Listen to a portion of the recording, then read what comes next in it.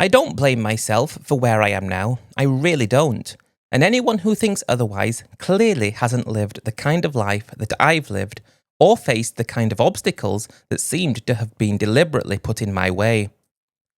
People talk about bad luck like it's something random, and I hate those opinions. But my bad luck was engineered, it was pushed on me, and I had no real choice but to try and make decisions I thought would put things right. I went to Thailand because I thought it would make my life easier. I really deserved for my life to be easier, and I thought that what money I had remaining could make something happen there that others could only dream about at home. The fact that it all collapsed and made things far worse for me is not something I can shoulder alone.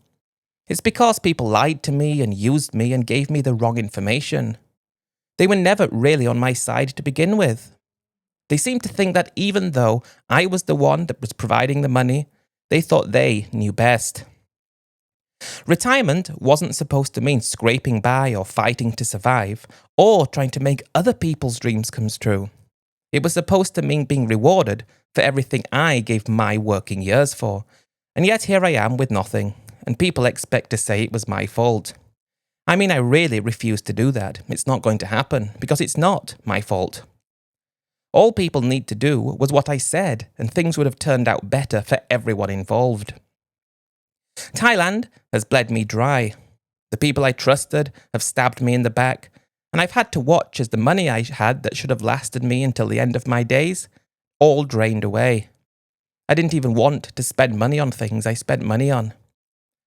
If I'd just been given a fraction of honesty and respect that I gave out, none of this would have happened. But apparently that was too much to ask for. Now I'm left sitting here telling my story, not to apologise, but mainly because I don't have anything else to say. I want to make it clear that the whole thing was stacked against me from the start, and it's going to be stacked against you if you think otherwise. Maybe I'm just wanting to face facts for the first time. The facts that I'm not a villain, I'm a victim, and people need to understand that before they rush to judge and leave snide comments saying that things I did were stupid. The first time I went to Thailand was because I felt I earned the right to enjoy myself after years of being underappreciated back at home. From my ex to my employers, I wasn't going to let anyone tell me that I shouldn't do something for myself finally. I'd spent too long listening to people who thought they knew better than me, and after a while it starts to get very annoying. People who told me to save, only to watch the value of my currency plummet. People who told me to be careful, to think about tomorrow, and all they ever did was keep me stuck at a place where I shouldn't have been, while other people seemed to enjoy life. I wasn't prepared to waste another decade watching everyone else have fun while I sat there being sensible. So I just booked a flight and decided that Thailand was where I'd finally get what I deserved. I thought Thailand was designed for people like me, people who wanted to call the shots for a change, and Thailand was meant to offer this. From the moment I arrived, I knew I'd made the right decision, at least in the early days. The thoughts I had about Thailand seemed to be true, and the place was alive in a way that made everything back home look completely pointless. I couldn't understand why more people didn't do what I just did. I felt like I was doing what you were meant to do, and I couldn't wait to finally get the respect I deserved. Of course, the so-called friends I left behind were quick to call me reckless for following a dream, but the truth is that I just thought they were jealous, plain and simple, because they didn't have the guts to take the leap. When I arrived in Pattaya, with money in my pocket and a newfound optimism for life, I felt like I was finally being recognised for who I really was. That's the only way to describe it. I felt like I can finally say something and do things that I wanted to, and the people that were around me respected that and actually looked up to me as coming from England. Surely that had to count for something. I thought it counted for everything, and I think that's why things don't work out for me all along. Not because I did anything wrong or made bad choices. I mean, I made bad choices, but at the time they weren't because I thought what I was doing was different. But because the people that I made the choices with didn't understand what they were meant to understand. I was the one looking after them. That's my opinion, and I struggle to come to any conclusions that could say I was wrong. If I was going to stay at home in England, I would have probably needed to have worked for an extra 10 years, and that's no lie. An extra 10 years to be able to retire into a position worse than the position I found myself in Thailand. I thought that because I was coming from England and had the financial means for it, I thought that I would have been respected. I mean, there's nothing else I can really say about it. So when I found myself in Pattaya, a place that I'd never actually been before I retired, I was ecstatic to find that it seemed to match my expectations almost perfectly. After I got divorced back in England, I didn't even bother looking for another partner there, because they seemed to be so out of line with what I thought a partner should be. Roles. Everyone has roles. If I'm working, what I say goes, and in Thailand it did feel to be like that. So the first girlfriend that I had, after I'd only been there for a week, and after I'd been in a relationship for around a month, it felt like I thought it was. I chose not to progress with that relationship any further, but what it did give me was confidence that when I did find someone that I wanted to spend the rest of my life with, it would remain the same throughout the whole of my time with them. I think this is where I made one of the first mistakes that I didn't realise I was mistaking, because being in that relationship for only a month, it wasn't a true or accurate representation of what a relationship in Thailand was actually like. It didn't last long enough for me to find out who she really was. And I just expected that those that worked in bars who got into relationships with foreigners, I thought that they would do what they were told, because anything otherwise didn't make sense to me. Thailand was my place, everything that I looked for, and I was there finally living life, with enough money in the bank to be able to do that for the rest of my life. If I'd have known what would have happened, I wouldn't have done anything. I wouldn't have trusted people. I trusted them because I trusted that I knew what was best, and they trusted that I knew what was best. It didn't make sense any other way. So my warning to you is, and under any circumstances, don't do anything nice for someone, because in return they're not going to appreciate that and do good for you. They're going to try to use that for the good of themselves, not understanding that by doing that, their own life would become worse. Because I got divorced from my ex-wife a long time before I went to Thailand, and I didn't have any kids, I wasn't concerned about having to leave anything for my kids when something happened to me, because I didn't have any. That meant that because I had £220,000 in savings, it was my intention just to use that until the day I died. It was my plan to self-insure, and I planned to use about £1,500 a month. I thought about that, plus a bit of interest I received on most of the money left in the bank, would be enough. I thought it would be enough, and anything saying otherwise just didn't make sense to me. So I was really confident that I could have the best retirement in the world. If only I just concentrated about myself and nobody else, I would have had the best retirement in the world. But my desire to share my life with someone, but I think the most important thing to say is, my desire to share my life with someone who wasn't on equal financial terms with me, was meant to make my life easier and stress-free.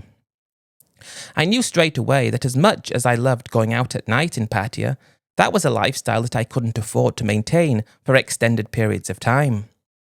If I had a girlfriend and then a wife eventually, well, that would mean I didn't have to go out at night anymore, which would mean I wouldn't spend as much money. I made sure that when I found a girlfriend, she ticked all the boxes of what I was looking for. My first girlfriend, for example, did tick all the boxes, but I just didn't gel with her in the type of way I wanted to. Even though I didn't, I should have left it longer so I'd have known who she truly was when things went wrong. But because it only lasted a month, I had even more confidence that the girls were as I thought they were. So when I found the one, things would be better. I wasn't about to rush into this though. That was the last thing I was going to do. I was just going to spend as much time as I could in the bars and found a girl there that I thought was the best. I was 60, and I only thought to look for someone who was at least 30, but I also wanted someone who didn't have kids like I didn't, and I quickly found that someone over 30 with no kids was a basic impossibility. It was then a question of where do I compromise? Compromise on her having kids, which would then mean that the age would be okay, or compromise on her age and look for someone younger who didn't have kids. I couldn't decide. If I could have found someone who was 38 with no kids, that would have been perfect. It really would have. I am settling down well, though, to my life in Pattaya. I've got a retirement visa, a nice little condo overlooking the ocean, and I've got set up there so I can continue one of my favourite hobbies that I had when I was at home, which was gaming. I got a good setup, so I found my retirement was gaming during the day and going out at night, repeating this and trying to find my forever partner. It was a good life to start with, and it was probably around 6 months of going to the bars almost every day, looking for the perfect girl until I found one. I decided all I could do was compromise on age. I didn't want to compromise on the fact that she had kids. I couldn't compromise on that because the biology that went along with it really played havoc with my mind. So when I found a girl who was 26 and no kids, I thought if she was 10 years older it would have been perfect. But it was the next best thing, and that sounded great. As soon as I met her and spent a few evenings in her bar, I knew she was the one, and because of that I moved quickly and got her to move in with me to my place almost right away. It was my understanding, and you have to understand that I didn't know anything about things that happened with other people in Thailand. I was just in Thailand because I enjoyed it. I did know what happened, but it was never my intention to give her any money. I couldn't understand why she thought she needed money because she didn't have to pay for the condo, the electric, the food, or anything. So in the early days when she moves in and everything is happy and everything is good, and I'm falling in love with her, I'm not giving her any money because it didn't make sense to her. This lasted for the whole first month of us being together, and I did fall in love with her to the point where the thought of trying to find someone else scared me and made me want to run away from those ideas. Finally, I found someone. It took a long time and many attempts, but here she was with me, and from there, life was only meant to get better and better. The problem was it got worse and worse, and then worse again, because what I thought was going on wasn't going on at all, and I still don't understand why she thought she was more than she was. It hurts me deeply to think about, and it's important that I share this so that everyone else can avoid doing what I did. Although I didn't think what I was doing was wrong, I still don't think I did anything wrong. She did things wrong because she didn't understand who she was. If she'd have been exactly like she should have been and did exactly what she should have done, she would have had a lot better life even right now. But she didn't get that, and I don't know, so it seemed like I was on a predefined path towards ruination. I suppose I need to describe her. She was from a tiny village, as is often the case with girls like that, 26 years old, and everything I'd ever dreamed about in a girl. She just seemed to respect me, and that was the most important thing. And after the first month of staying with her and feeling like I was in love, I thought it was only right to tell her how I felt by buying her a gift. The idea behind buying her a gift was just to show her that I loved her. It was because also I wanted to do it, not because she asked. And just because I was buying her a gift, I didn't think that she would ever start requesting things further in the future, because it made no sense to me. I took her to the mall. I can't remember which one it's called. It's the one with the airplane out front, and I bought her a brand new iPhone. She was very grateful, and I was happy that she was grateful, and it was just me trying to show her that I had chosen her, and I'm able to look after her as well as I can. The idea was that I will be the one looking after her on my terms because I've fallen in love with her.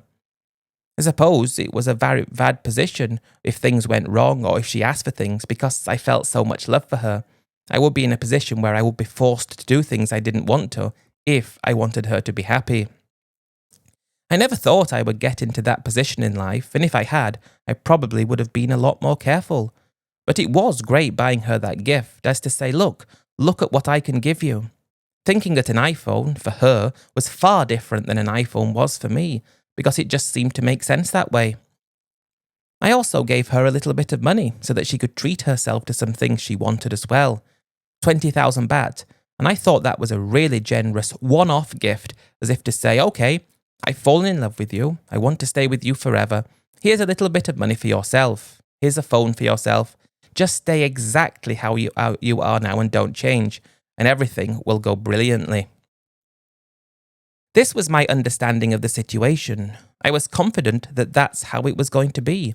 And after I bought her that phone and gave her the money, she bought some more things and we went back to my condo. I thought my generosity meant that she would show me even more respect, but it was as if what I gave to her was just normal, yet I didn't pick up on that to start with, of course, I didn't, but if I look back, I can see exactly what I'm trying to say. She didn't respect it. I gave something to her, although at the time I actually thought she did respect that I gave something to her, and I wish I knew the truth.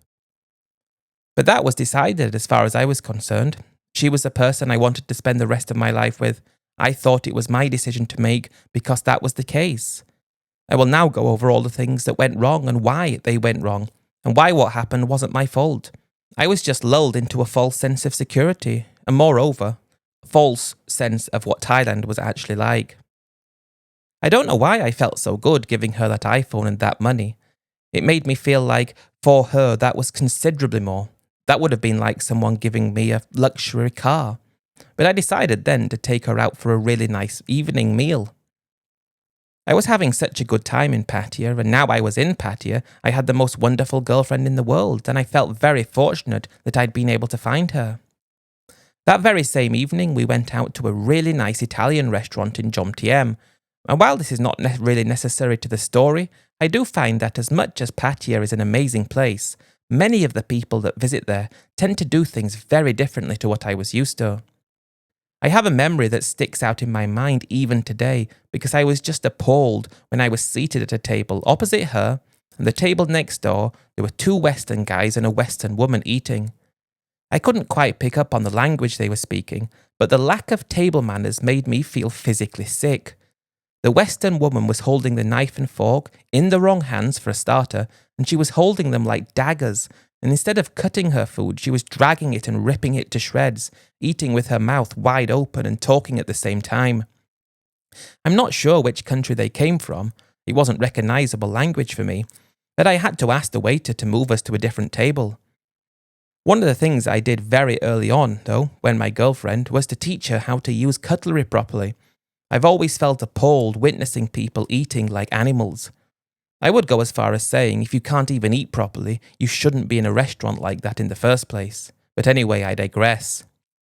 That meal did seal the deal for our relationship, and things went well for another month. At this point now, I'm at the point of no return because she is the one, and I'm confident that she is, just a down-to-earth and genuinely amazing girl. It was at the end of that month, I can't remember, I was gaming in the middle of the night and into the early morning. I had my full headset on and I was really into the game I was playing. I was playing online as well, so I couldn't be disturbed. But she came to see me about 6 a.m. and she had tears in her eyes. She walked directly in front of the TV, blocking my vision, and said she needed to talk to me about something. But I was in the middle of an online game. I asked her to move and I'll talk about it in 4 hours' time when it was going to end, and she said it couldn't wait. And I remember feeling really disgusted that she thought it was appropriate to be barging in on me like that when I was doing something so important. But I'd been with her for 2 months, so I thought it was only fair that I took time to listen to her. Perhaps she missed the fact that I wasn't in bed all night because I was gaming and she wanted to spend time with me. That's what my mind was leaning towards. There's nothing really bad going on here. She's just upset that I've been gaming all night and she wants to spend time with me. I thought, well, if I spend half an hour with her, then she'll be okay. Then I can go back to gaming. So I told my online friends that I had to go, and they were all based in England mainly, and they all made the kind of sound like, whoa. And I felt a big rush as if, because I was in Thailand, I had something that only they could dream of. So I turned off the game, promising everyone I'll be back in half an hour, and I just went over and hugged her. I'm expecting her to reciprocate and just be so thankful that I stopped gaming for a bit and she could spend some time with me. But what happened instead was the exact opposite of that. She said, no, cannot hug you now. I have a problem and I need talk you. What problem have you got? I asked her, and she looked at me and said that since she stayed with me, she hasn't been able to send any money to help her mother. I looked at her and said, well, you don't have any children, why do you need to send money to your family? And she just said she did send money to her mother every month before we met. But her mother was okay when she didn't, but this time the family's pig had a bit of an accident. When she said that, the way she said it, I thought she was joking. And then she went on to describe how the pig got its head trapped in the fence that surrounded its enclosure, something like that, and it wasn't going to make it. I'd heard of guys talking about ridiculous situations in the bars before, and I thought this was ridiculous. She must have been joking, and she was waiting for me to laugh. So I started laughing, and then she actually slapped me. "This serious," she said. "Pig no good, and mama cannot sell pig." She went on to describe how the pig was going to be sold the following week, and that was going to be what she lived on for a month, and she would get another 1 or 2 small ones, and that was her thing to do.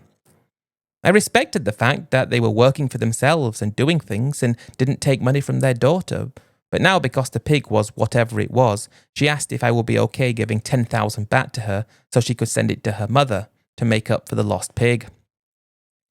I just thought that was such a far-fetched thing to come up with. There was no way she was telling the truth. But then she took out her new phone that I'd bought, and there was a picture of this pig with its head trapped in this fence thing, and she hadn't made it up. But the problem was she asked for money. She wasn't meant to ask for money. She was never meant to ask for anything. She was meant to receive gifts and treats and money from me when I was in the right mood to give it. But here she was asking for this money and I didn't know what to do. Part of me was just absolutely sickened that she'd asked. Not only that she'd interrupted me gaming. But part of me said, well, it's 10,000 baht. She's never asked before. Let's just give her the money. So I gave it to her on the condition that her behaviour had to improve considerably, even though it was good up until this point, and then she wouldn't be just like I was throwing money away for nothing. That's what I agreed to, and she said okay. So I transferred the money to her, and then she sent it to her mother. That was just one little incident that I chose to ignore. 2 months together, one ask. It wasn't really that bad, I didn't think, and I just lived with it, and hoped she wouldn't ask for more. I went back to gaming and actually gamed the whole day up until around 8 p.m. Then we went out for another nice meal. I was trying to get her into gaming, but she didn't really like it. But she seemed to just be okay waiting in the bedroom for me.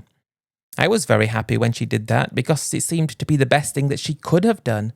And when I see her happy with her new iPhone, it feels like I've made her one of the luckiest girls in the world. And the fact I gave her that money there made me feel like I was one of the nicest guys in the world, and I expected a right time with her to only improve because of it. That was one huge error of judgment. I thought that I knew what was going on. I thought what I gave in terms of assistance, the more respectful and obliging she would be, but I wasn't expecting to give any more money away. But again, that evening, we'd go out to another nice restaurant and you experience the same thing as you did at the restaurant you went to before, and you can only see who's been brought up properly and who hasn't by the way they hold their knife and fork. And that was one of the first things I disliked about Pattaya at the time. Although it was probably the best place in the entire world, it also attracted people who you would like to see banned from leaving their own countries. The sorts of people who international travel is a new thing for, and I'm talking about some Western countries, and the barbaric actions of how they eat still haunts me to think about. That meal that night was a special one because it was our 2 months together, and I was so in love with her I couldn't even picture anything going wrong. The following day I had a very important gaming tournament to do, but after that we were going to take a week away. When we did set off to Bangkok, it was exciting to be going somewhere with her and me just together. Sometimes when I was gaming, she'd go back and see her friends at the bar, but she never did anything. But in Bangkok, it would just be me and her, getting to know each other even better, although I felt like I knew her better than I'd ever known anyone before.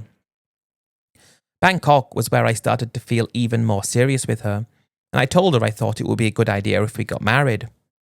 She said she would marry me, but I was expecting her to be a lot more excited and happy about the fact. She didn't squeal or anything like you see some girls do, but she said, yes, I'll marry you. She starts talking about the family thing and what needs happening in relation to that. I've heard this all before so many times, and it's just as if it's one of those things you had to do if you married a girl in a bar. Go to her village, meet the family, get married in the village, and be prepared to go along with it. I never really understood, though, why the girls leave the village, then when they meet someone, they go back to the village to get married there.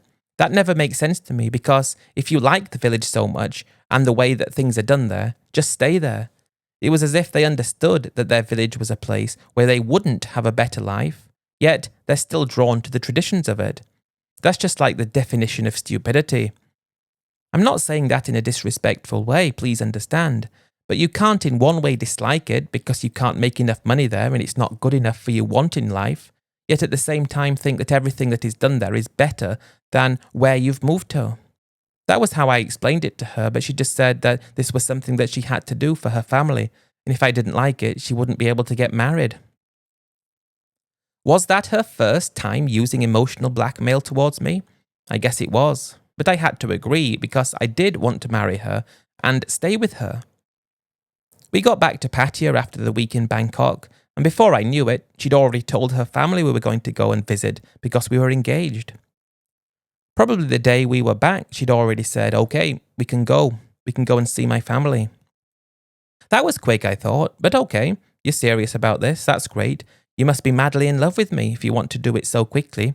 So I dropped what I was doing and cancelled the gaming tournament that I was going to be taking part in, and we got the bus up to her village. It was about 10 hours to get there, I'll leave it at that, but when we got there I was so excited to think about leaving as quickly as possible. I'd spoken to guys who had gone to their wives' or girlfriends' villages and built houses to live there, and it just looked around and thought, how would anybody want to do anything like that? But there I am, sat outside the family's house. Inside was quite basic and didn't have air conditioning, so they spent most of the time outside during the day, just to sleep inside in the evenings. But they had these big wooden tables, which were lower down than normal tables, and they sat on them and ate on them and did everything on them. And her mother, who was only about 10 years younger than I was, sat there cross-legged on the table. And she gets on as well, crosses her legs, and everyone's there, and they tell me to sit down. So I perch on the edge of this thing, and they said that's not right, not understanding that for someone like me, the idea of sitting cross-legged is something I couldn't do. And while they had done it all their lives, I hadn't. And they had a bit of a laugh at my expense, and I had a chuckle as well because it was different. For a brief moment, little signs like this were telling me that I'm getting into a relationship with someone so different from me, from such a different place to me. Is this really a good idea? But then when I see her smiling at just how beautiful she is and thinking about the life I can have with her, the huge difference between us doesn't matter. She looked great, so that meant the marriage would be great. I loved the fact that I didn't need to look great either. And although I was on a really big diet to try to lose my big belly, I was just ever so grateful that how I looked didn't matter in the relationship. It wasn't meant to matter. So when I'm sitting down on the table just looking at her thinking, this is amazing, and then if you've heard it before, something called sinsod. I suppose you will have heard it if you listen to Thailand stories, but it's where the guy has to give some money to the family as a kind of dowry. When they brought it up, I'd heard of it, but I thought it was only for girls who had never had a boyfriend before. At this point, I was picking up a few words of Thai, and I could understand what Thai was being spoken. When her mother was speaking, she spoke Thai because she knew I understood, although the main language there was different to Thai. They could speak Thai as well, so when she was talking about everything like this, I did understand. It was because it was a custom there, and I would need to pay 300,000 baht for the dowry. I heard it and picked up most of what she said, and I looked at her and said, "Mi fan ye, mai kojai." She understood what I said, and that meant I don't really understand. She's had a lot of boyfriends before, so I don't understand. It doesn't make sense. And then my girlfriend looks at me with really wide eyes as if to say, how dare you say that? And then I looked at her in a way to say, how dare I not say that? You know what you did when we met. And her mother looked like it was something I shouldn't have said. I really didn't understand. Was her mother not aware of anything she did? I guess not. And the problem was the way that they both looked at me, so shocked. I just smiled and said, okay, 300,000 baht. Or as I put it, Sam Sen, which is the Thai words for it. Her mother just nodded her head and got up and went to do something, and my girlfriend looked at me as if to say, why did you say that? And I looked at her again and said, you've never told me you'd expect me to pay this ridiculous money. And then I said something which I don't think she liked, which I wouldn't like to repeat in polite company. Yet it didn't make sense that someone who would be the last of her boyfriends and her husband would be the one who had to pay the most. It made no sense, but I just had to go along with it to keep the peace, and I was in love with her, so it's just what I did. It just seemed to be backwards. After I'd agreed to that, everything calms down and we just go on the bike around her village, and she shows me some things. I could not wait to leave. The people I met were nice and friendly, But she just said that, "Do you want to go for something to eat?" I said, "Yes, of course I do." So we went for some noodles, 20 baht noodles. And I'm thinking, wow, that's cheap. Yet when you get them, it's one scotty bit of meat in there, few vegetables, and that's it. You'd have needed 5 whole bowls to be full. That is, if you could have made it through the first one, because it wasn't exactly my favourite. But it was interesting being somewhere different, I suppose. Thinking positive, it was interesting being somewhere different. At night time approached, though, I was getting concerned that this was going to be a long night. We were only there for one day and one night, and we had to stay over. The house was quite small and basic inside, but they did have an upstairs area. However, it only seemed to be used for storage. There was no insulation, and it was made of wood upstairs. But that's where we had to spend the night. I was very disappointed that my girlfriend, even after I agreed to pay all that money, wasn't her usual self. I'll never understand the mentality of girls, and I'm not saying that I'm getting angry or upset at the time. I'm still very happy with the fact that I met this incredible girl and we're going to be getting married. But I just agreed to pay 300,000 baht in dowry, and because I agreed to do that, there were expectations that would mean I would be having a better time in the relationship than I would have had before. Yet that night was worse than before, and it's little things like that that should have told me I wasn't doing the right thing, but it didn't. Everything that made me feel bad I ignored. 300,000 baht I'd agreed to give as dowry. That should have been a really amazing night, but it was the worst night I've had all through my time in Thailand. The insane heat and the sounds of the countryside, which I just wasn't used to. It was an extremely restless night. But finally, in the morning, it was time to leave, and we said goodbye to the family and off we went. While lots of things are happening that I don't like, I'm just going along with them because I feel like there's nothing else that I can do. I'm not showing my girlfriend that I'm displeased with her behaviour the previous night. I'm not showing that I'm disgusted at the fact I need to pay this dowry. I'm just going along with it because I think once we're married, that means that I will be in firm control. I needed to be in control because I was the one who paid for things. I was the one who was responsible for us being able to live, and therefore it only made sense that I called the shots. Them taking money out of me now might benefit them immediately, but their future would be worse because there'd be no money left to go around, so I don't know. But back in Pattaya, we were waiting for her mother to say what day we needed to go and get married, and we just spent time waiting. It was only going to be a few weeks, so we didn't plan anything else to start with, but I'm really happy to be getting married to this girl who I think is the best thing ever. I just don't know why I don't pick up on these things that I did. Why I ignored the things I did, like thinking that things would get better after getting married. I was gaming again one day, and she came in saying, "Oh, we've got the day for the wedding." I asked when it was, and she said 5 days' time. That seemed to be very quick. I said, "Okay, let's finish the game and let's celebrate." She said, "Okay, but you need to send the money for the wedding first, and it's going to cost 150,000 baht. I was heavily concentrating on this game, so I just chuckled and said, "Yeah, right, don't be silly," and started playing again. But then she said, "No, you've got to pay this money because that's what you have to do." I quickly turned and looked at her and saw she was serious, and I was furious again. But I tried not to show it, and I just threw down the controller, turned off the game and said, "Why do I have to follow your culture and you don't have to follow mine?" "You Thailand," she said. I think she was meaning I was in Thailand. And when I tried to explain to her that if someone went to my country, they didn't have to blindly follow the culture of my country, she looked at me as if I was speaking gibberish. I explained to her in my country, the old school tradition is that the wife's family has to pay for the wedding. "No Thailand," she said. And I find myself just having to agree because I wanted to get married to her. I wanted to get married to her, but for free. If I didn't want to spend any money like this, I wouldn't have been able to. So I have to agree because I couldn't say no. So I transferred the money to her and she sent it to her mother to pay for things. And the day before we would go to the village to get married, I went out to take the cash for the dowry. Holding that money in my hand and thinking about handing it over made me feel visibly sick. Why was I doing it? Why was I in the bank taking money out, knowing that I didn't want to do it? And then putting it into a bag and walking back to see her in the condo, knowing I didn't want to give this money. But it was as if I agreed to do it, and I wanted to marry her, and my body was telling me to do it when my mind was telling me not to. When I got back, I showed her I had the money, and then she said, "Don't forget the gold." "What gold?" I said. "You need 5 baht of gold," she said. I looked at her and said, "When did we agree to this?" And then she said, "Oh, her mother said that we'd need it for good luck, and we didn't talk about it before, but you need to go and get that too. The gold price at the time wasn't as high as it was today, but that was still going to be around another 150,000 baht. And I said I'm really not happy to do this because we're using our money for our future on something we shouldn't use money on. And then she just said, good for mama. At that moment I wanted to say, I don't give two hoots about your mother.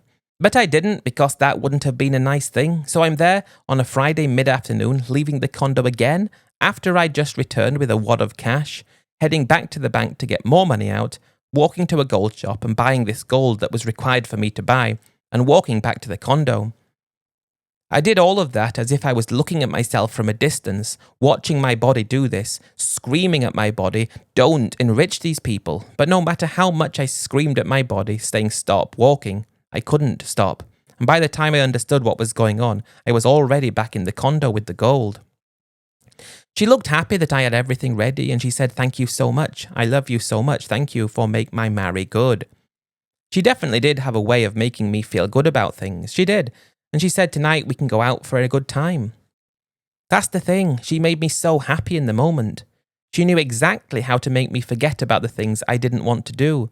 And I asked her why she wanted to go out.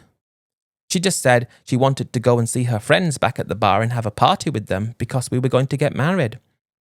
I didn't really like the sound of that, or the fact that she wanted to go back to the bar in the first place.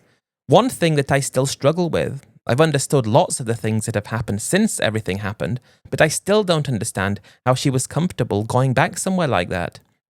In my mind, the fact that she worked in that bar should have been the source of embarrassment. She should have hated herself for it. She should have wanted to distance herself from it as soon as she could. But even though we were engaged, about to be married, she was happy to go back to the bar. All the other girls in there who had seen her at her worst.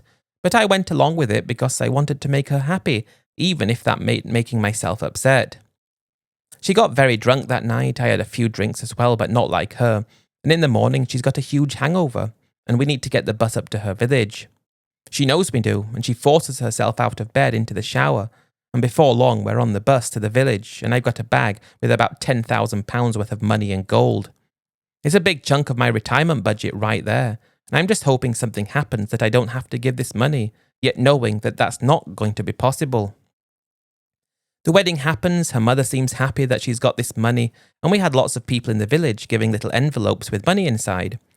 We had about 80,000 baht from the entire village that we received, and I was happy to get some money back. And then she said, can give mama, even though I don't think that's tradition. I think that it should have been kept by us for our future together, but she wanted to give it to her mother, and I felt like I had no choice, even though it pained me to give her the money. It hurt me to think of her mother having anything more than she should have had, which was exactly what she would have had if I didn't get married to her daughter. And as much as I'm happy in the moment, I want you to picture a smiling guy, pretty fat, still have my hair. On the surface, I feel really happy and glad I'm in this position. Yet inside, I'm screaming at the fact there are so many things happening that I don't like. And most people would have looked at me and not have known how much anguish I was getting all the time I was there about the money going into the pockets of people who I didn't want it to go into. But I reasoned with myself that after all this was said and done, she was now my wife. Because I'd paid the dowry, that meant I was the boss. I never understood how you can single-handedly pay a dowry, which turns me into giving money. And usually when you give money for something, it's different than if you don't. I wasn't expecting her to get worse after marriage. I was expecting her to get a lot better, and that was another one of the biggest mistakes I made, but I made it because people lied and didn't act normally with me. They made me feel they were something else, so it's not my fault. Back in Pattaya, newly married in the village, legally married a few days later, and it feels like my life is coming together. Probably though, from the entirety of everything I had, I've spent £15,000 out of pocket on that wedding.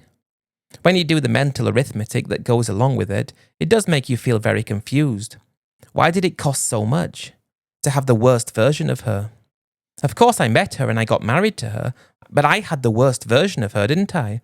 The best versions of her didn't require £15,000, far from it. So I just completely forgot about it, and I was just happy that I was married, trying to forget that I got the worst version of her. I was so happy to be married, and I was in love with her. I would have done anything to have been with her. But I just didn't like any of the financial stuff that went along with it. But I suppose I can't have disliked it that much because I was going along with it, even though I didn't want to. But it did feel good that we were married, finally. It was on paper, she was my wife, and we decided to go on a honeymoon. We stayed in Thailand, going down to Phi Phi Island, and that cost quite a lot of money as well. But that was something I was prepared to spend on because it was for us. But now that I'm married, we've been on a honeymoon, I've made the family happy, now it's my turn to be in charge and start the rest of my retirement with this amazing girl that I was lucky to have met and married. The next thing I did was a little bit stupid. It wasn't even related to her, but because I'd spent so much money on the wedding and the dowry, and I felt like I didn't really get anything for it because I could have had her as a girlfriend anyway, I thought it would have made me feel better if I bought a really good gaming setup, even though the one I had was already good. And a spur-of-the-moment decision took me in the moment a loss of £8,000 for this setup. I thought I could spend hours playing, so it would be worth it. Save money for everything else not needing to go out. And I'm really into gaming, and I'm getting into it even more than before. Aside from that setup and the wedding, I hadn't really spent that much money. I mean, I've spent so much more than I should have done, but I still had around £180,000 left, and that felt like it was more than enough. It felt really good that she was now mine and we were in love, and I saw our position moving forwards in a positive way. I took all the things I didn't like about having to hand over money as being the negatives of the relationship. Now it's finally time for the positives. How she managed to get hold of me so much, I don't know. How, when she came to me only a month after we got back from our honeymoon and said, well, I think it's time we got our own place now we're married. How I even entertained that as being a reasonable idea, I'll never know. But I just asked her, what do you have in mind? I then find myself doing things in the moment based on how I feel at the time, which is another mistake and a really big weakness. But if she could catch me right at the time when I was at my happiest, maybe I was winning at a game I was playing, or I had a great night with her the night before, maybe a great morning as well, when I was off guard, then she could take me to start looking at houses before I even knew it. She made it sound like it was a great idea, and I agreed to look, not expecting her to say, let's go and look today. I just went along with that as well and finished the game I was playing, and we went to go and look around. I was paying around 15,000 baht rent, and it was my expectation that I might need to pay a small deposit on a place, and then mortgage would be roughly the same amount as the rent. That way, it did seem fair, like if something happened to me, she would still have the house, yet I'm not going to have less money because I'm going to be paying off the mortgage instead of rent. This is what I was thinking about when we started looking around, and she'd actually already contacted an agency who was showing us places, and I thought that was very forward of her. But we looked at 5 houses that day. They all looked good. You could have had so much more house for your money than a condo, and that evening we went to discuss things. At the end of the evening, I'd already agreed to buy the house. 4.5 million baht, approximately £100,000, which was more than half of what I had left. But I said, I'll give you £10,000 for the deposit, and then you can borrow the rest from the bank, and then I'll pay for the mortgage. I think I can skip ahead of it and say while I agreed to this, we went to the bank, went to another bank, and we tried even more, but no bank would lend her the money because she didn't have a job, even though I wanted to use my money as security, as if to say, well, I've got the money here, but we need a mortgage, but no bank would give her the mortgage. Then she just said, well, never mind, let's just buy it. And then I bought it in her name, £100,000. And before I knew what I'd done, I was sat in my new games room in this house, having a quick glance at my bank that said £70,000 and thinking, hang on, what have I just done? It's amazing how you can do things like that, because I never thought I would have done it. But all of a sudden, I spent most of my money on a house, even though I didn't need one, even though I couldn't own it, and even though this wouldn't be beneficial to me at all, and I only had enough money left for maybe 4 or 5 years. I don't know why I did it. I think it was just an in-the-moment type of thing, because she knew exactly what made me happy. And all that money in this house, it's hers, and I didn't even bother to take a lease on it, which I could have done if I wanted to. Insanity is the only thing I can say. Maybe I was temporarily insane. I can't have been anything other than insane for doing that. But now she seemed to hold the cards because she was worth more money than me, albeit the money was in the house. I couldn't believe I bought a house in Pattaya in my wife's name, the most stupid thing I'd ever done. And I will admit that's the most stupid thing I've ever done. and I noticed a small change in her immediately. I tried to put it to the back of my mind though, because it wasn't like she was being distant or cruel. It was just as if she felt she was a little bit higher status now, and the thing I loved about her the most was that she didn't have any status. I didn't want her to have any status because I loved her like I found her. Now she seemed to be a little bit more big-headed. But we're living there, and at this point I'm not spending as much money as before. I'm only spending £1,000 a month at this time, so the money will last. And I'm giving her some money every now and then, and it's not an issue. I'm keeping my spending down, but it will still run out. And after 3 months of living there, she just came to me and said, "Oh, a friend that works in the bar is having problems, can't you stay with us?" I didn't like the sound of that, but I agreed. So now we've got this other girl staying in our spare room, using the air conditioning. And not only that, I'm paying for everything, and she's just living there, off me, for nothing in return.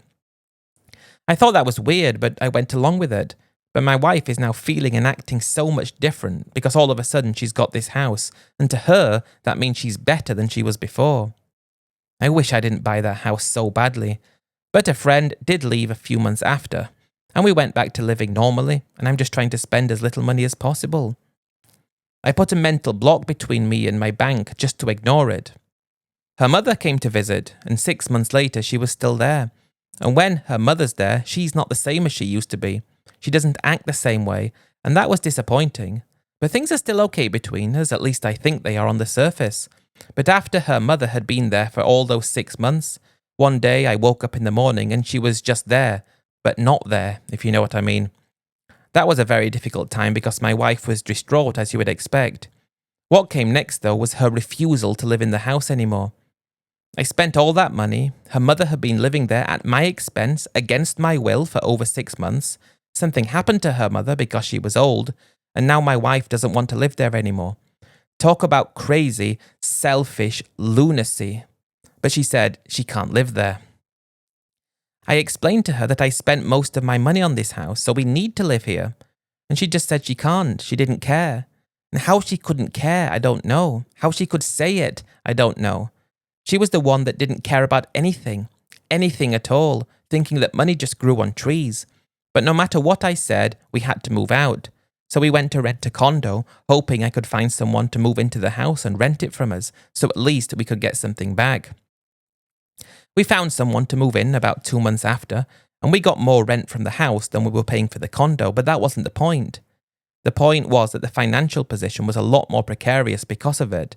But as far as she was concerned, her feelings were more important than my money, which I didn't think was true. I always thought it was the other way around, and that's what I loved about her. I loved that it was the other way around in this relationship, but it wasn't, and I was wrong. And now we're in this condo, and after that happened to her mother, she's different than before. She's more upset about things, she's going out more. I might be gaming, and instead of her just being in the other room or sitting next to me, she's out all the time, back at the bar where she used to work, and I don't think she's actually doing anything she shouldn't have been. But she said she needed friends, so that's what she did. Yet I'm still supporting her. One night after finished gaming, I went to the bar to go and pick her up, and she was really drunk and refused to go back with me. I'm just thinking, £100,000 in a house, and you think you have the right to tell me you're not going back with me and you're my wife? I don't understand. I still don't understand how she didn't understand anything, so I had to go back myself and she stayed with a friend. Now my money is going down and I'm trying to forget about it. I think I have 5 years left and something will happen. My pension is going to come certainly at some point, so that's one thing. And then she got back in the morning and said she was sorry she was drunk and she was just sad about her mother. I understood and tried to forget about it, and for the next few months we were okay together. That was until she approached me saying that she's been speaking to 3 or 4 girls that worked in the same bar as her and they wanted to open their own business. She said we could all do it together. I would be the investor and they would do all the work. When I looked at my money, I thought that it would be gone quite soon, so I thought it would be a good idea, and I think that's how she got me. She was exactly like I wanted her to be for 3 whole months in a row. Might have been 2, it's not important. But every day she did exactly what I thought my wife would have done. She was my dream wife. She could do things, everything, the way I wanted her to do them. She was who I thought she was. And when she came to me with this idea, I thought it would have been an extension of her, who I thought she was. All I can say is that I invested most of what I had left in a business, and it turns out it wasn't actually a business. It was one of those things you hear about all the time when people buy items from other people who sell items to other people and keep selling them on. Basically, like some kind of Ponzi scheme or multi-level marketing, something ridiculous like that. And that was £50,000 gone. The income it was meant to bring in and the salvation, that was gone. It was meant to fix it. And I didn't even know that the business was until it was too late. I just tried to distance myself from reality as much as I could, and her manipulative behaviour, it blew me apart. I was ruined because of it. And now I had absolutely no money left. I mean, I could be okay maybe for a year. I told her we need to sell the house urgently, and she looked at me and saying, "We can't sell the house, but you don't want to live in it." I tried to say we can sell it and buy another one, and then she said, "Okay." I think she liked the idea of getting a new house, so we put the house up for sale, hoping it would sell. And I'm still overlooking the fact that I've lost all this money for these ridiculous things she's done. Probably, if I'm looking back, she helps herself to the money and didn't actually do anything with it, but I don't know. Maybe a little bit. And if the house sold, things should be okay. I'm thinking it's going to sell, so I relax a bit. Yet when it doesn't sell and all the money's gone, I mean all the money's gone, that was when I realised that I'd been played all along. I'd let it go all the way down to zero, and it's amazing how quickly your relationship can change when you do go down to zero. It's like a light bulb turning off. It was like she was completely switched off and I didn't know her anymore and didn't recognise her anymore. And of course, I couldn't stay there anymore because I couldn't sustain myself.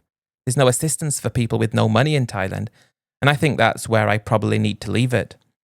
But I had to return to my country where I remained in an awful position. My wife, we're still married. We did speak occasionally when I returned, only it was usually her just telling me that she was working in the bar and what she did, just as a way to make me feel even worse. She still has the house, I think. I haven't spoken to her for years and I've got nothing.